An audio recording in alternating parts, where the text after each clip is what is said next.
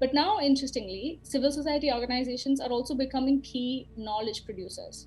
So they are conducting research at the grassroots. They're working with local universities and local scholars. They're generating evidence, which is then used to inform and equip policymakers to eventually negotiate better deals with China.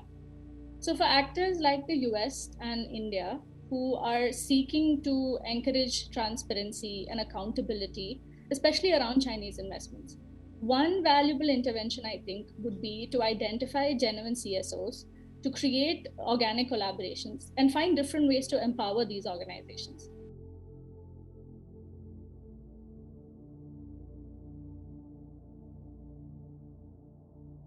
And what is quite obvious when thinking from the vantage point of local actors is the gap between data protection measures that are currently available in the local context versus the application of surveillance technologies. And what is particularly most wanted is thinking more actively and more robustly about the checks and balances that are necessary, both in order to preserve civil liberties while simultaneously also aiming to instrumentalize and utilize these technologies for domestic and developmental ambitions. Obviously, those ambitions range from country to country, but a lot of them speak of these technologies as instruments towards development. And obviously, those kind of markers are most noted in discussions surrounding security, but also administrative capacities domestically. And so, as we're thinking about how to be more active with local actors, it's paramount to realize the kind of contextually contingent outcomes of these local ambitions and actors.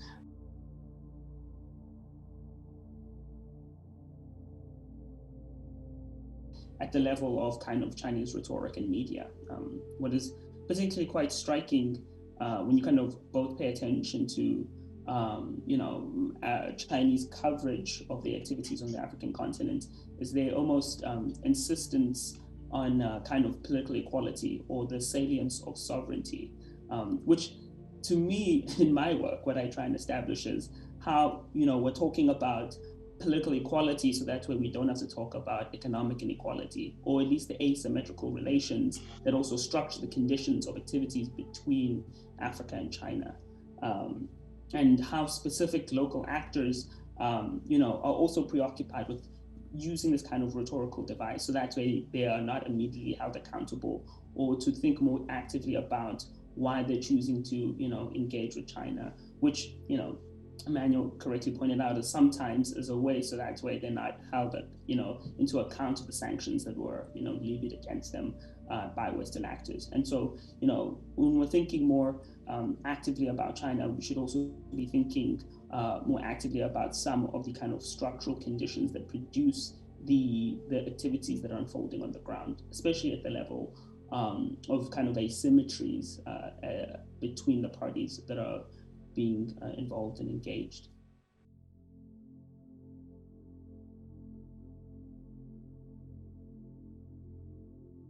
Is that China has actually been used as an excuse to avoid Western censure, especially. Sudan and Zimbabwe make the perfect examples of that. When they moved towards China's orbit, they did not do so because they saw something that was very laudable about China's presence in Africa. They just went to China because they couldn't cope with Western sanctions, especially. If you ask an ordinary African, Afrobarometer is an organization that carries out perceptions on international players.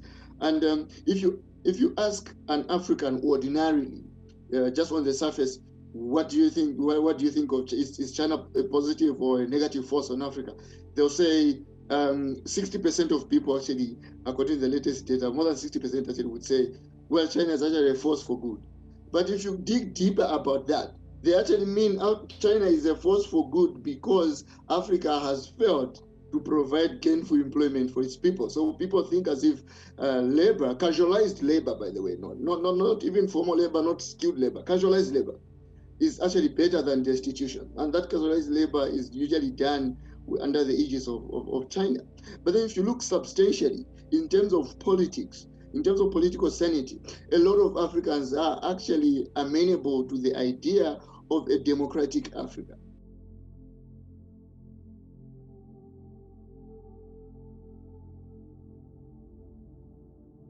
The third piece of advice would be about state capacity and about strengthening state institutions, because end of the day, I think it all comes down to that. And like one of the the economist James Sheikpati once told me, debt itself is not bad, right? Debt is needed for growth, but the mismanagement of debt is the problem.